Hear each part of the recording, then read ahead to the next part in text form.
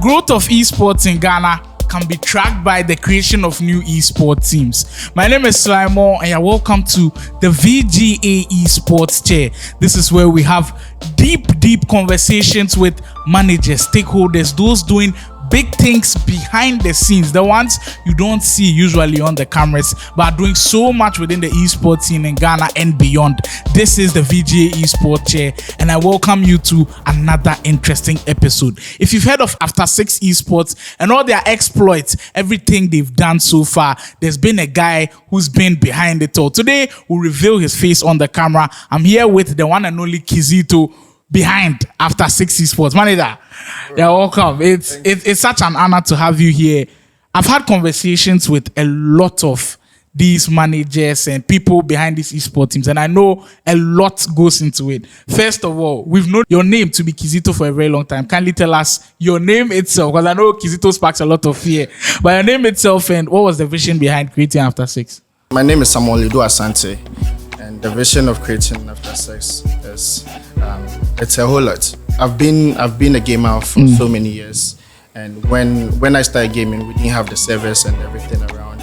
I started playing FIFA. Let me say around 2006 there, yeah. And those days I had players like Osby, YB. Those are the OG names. Stella Brown. I think you will see those people, yeah.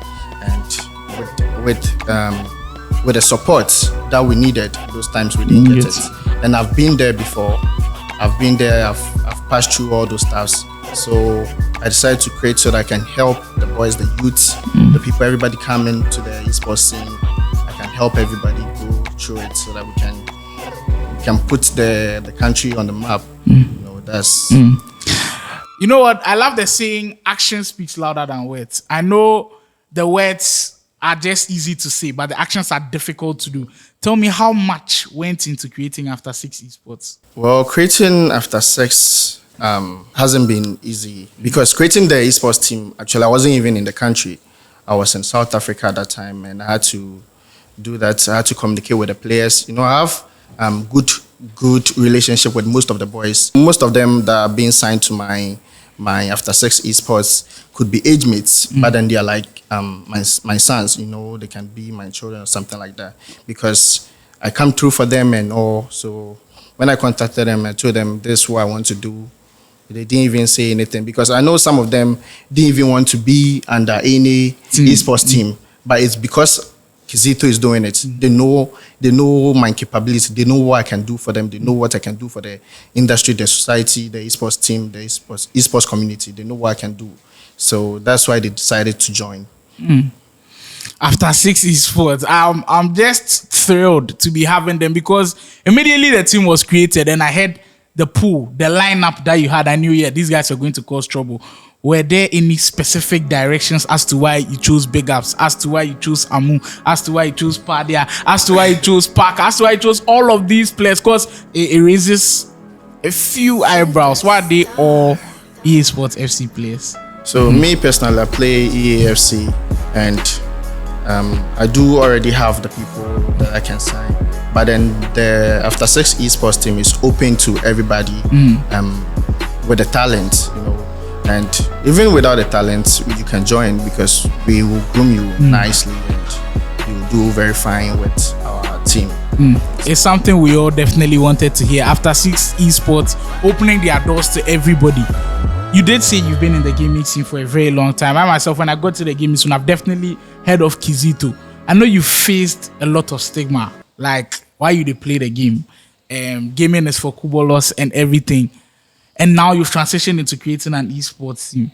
If someone out there also asks you, why are you still in esports? Why are you still in gaming? What's the vision you're going to describe to the person that, hey, there's something that we want to get to? Gaming now goes so far, like, can take you to where, like, places that you've never been. With me like this, the very first time I actually had to sit in a plane, it was because of gaming. And I had to go to Ivory Coast, Abidjan, for Feja. That was in 2016. It's one of those stories that we had in the come up where we were playing. In 2016, I went with Wonder Kid at the time. Wonder Kid and Kelvin and Mada Madagascar. Madagascar, yeah. Yeah, and Stella Brown, my boss was in that moment, that time. Definitely has that potential, and it's great that you've been able to believe in that potential to the very top. You did say that gaming was the first one that actually made you sit in a plane and go to the other country. All these players that you've got on board, is there a vision for you to take them internationally? Yes, all my players, everybody in my team, I want to take them. I want to see them in the biggest stage, the biggest esports stage. I want them to do so good. I want to it's not even about international, but then it's about how we are going to do through in the country, how we are going to make esports. People see how esports is going to take you that far, change to the that narrative. level, change everything for you.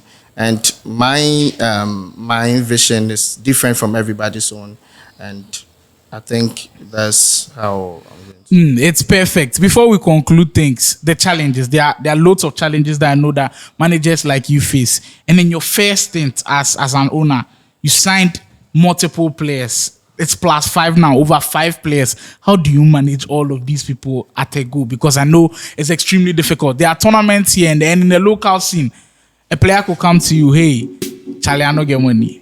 If I come to manager, I no chop. If I sort manager, these are little things that we know within the esports scene that managers have to deal with the number of players that you have. How do you usually deal with things like this? So, like I said, it comes with a personal relationship you have with the person and how you're going to communicate, how it is. With me like this, these boys come to me and be like, whatever I do have at that time, I'm going to share with you. And they know it. If I do have it, I'll let you have it. But then if it's not there, I will also communicate. But I don't think, I've actually been in a position where they came to me and I didn't have it. I always saw everybody regardless. And I think they do. It's not. I don't think they are with me because of what I do for them. It's because we created that personal relationship before we even got into this esports business. I like the word he used there, esports business. But that will be it for the VGA eSports. We'll take our final thoughts from Kizito. But before he leaves, every single one of you watching that wants to get into esports, not just to become a player, but to become a manager, an owner like himself, I hope you've taken vital lessons from him, because you're not going to get this anywhere. The VGA eSports chair. Kizito, before you leave, is there any message out there to other people within the esports scene in Ghana? What does After6ix Esports have for us? Well, there's no warning, but then I just want you guys to look out for my players. Big ups, Amu, Paddy, Alexander, the man with the cane, Parker, Baron. I think Baron is in UK. He's going right now. And K, Fanta, all those boys, you guys should look out. But then there's no a threat, there's no one, but just look out. Every tournament, I know we are going to be there. Yeah. Wow. We won't be there, but we are going to win it. Yeah. Big statement. You know what? Before I close this one out, I was meaning to ask you before off camera, but I think it has to come on camera. Why the name After6ix? Well, I've had that name, Kizito 6. My name isn't only Kizito, but then it's Kizito 6. So I actually chose the team Kizito After6. And the name wasn't actually made for this esports. I'm actually competing in this football agencies tournaments, and I have a team that I registered for some more incomes agency. That's the VGA agency, and I have raw football players who are competing in those tournaments, and I'm helping the football, the youth who are also playing football. So it's not only about the After6ix. So I actually made the team, the name, I said, the team After6ix, my name. Yeah, so that's... What a story. Doing it for the traditional boys and doing it for the virtual boys as well. The story of After6ix with Samuel, also known as Kizito. I hope you enjoyed this conversation. My name is Slymo, and this was the VGA eSports chair. To have more in-depth analysis, to have more everything you need to know about esports and whatever goes into it, this is the place to be. Make sure you check us out across all social media, VGA eSports Show. Until then, we say stay safe and we'll catch you some other time.